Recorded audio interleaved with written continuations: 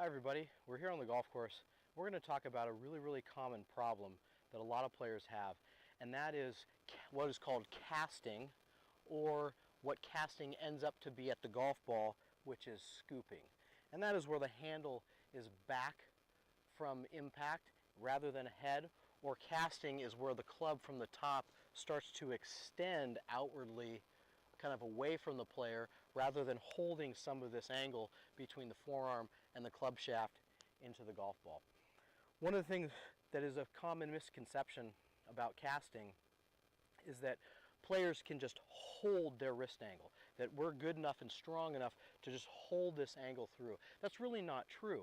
The club is moving very fast no matter what your club head speed is. What we have to do is we have to kind of get our body out of the way so our hands can come in first and the club then drags behind it. That's the true way to get rid of casting and try to deliver a little more lag to the golf club, excuse me, to the golf ball. The reason why that is so important is that's where we maximize our speed at. If we start to cast, we're going to swing very fast back behind the ball. We're also going to hit a lot of shots heavy, or we're going to hit a lot of shots thin because we're trying to hit up on the golf ball. So here's a great drill for you players who do cast, which is going to be a significant amount, and that is where we're going to try to get our hips and our body to be more open at impact. So this is a drill that I call segmented drills or position drills, where you're going to go into your setup position. I've got a 7-iron in my hand here.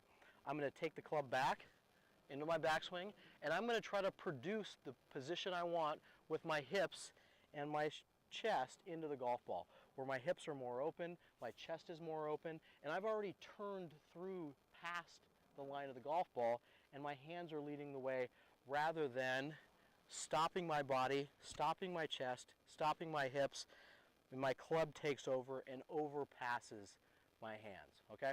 So go to the top of your swing, go to impact and stop.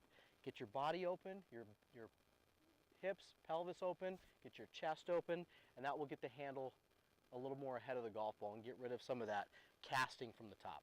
So here's a little different view of what casting looks like from a down the line view. And that is when a player starts to throw the club, extend those wrist angles because they're not getting open enough at impact.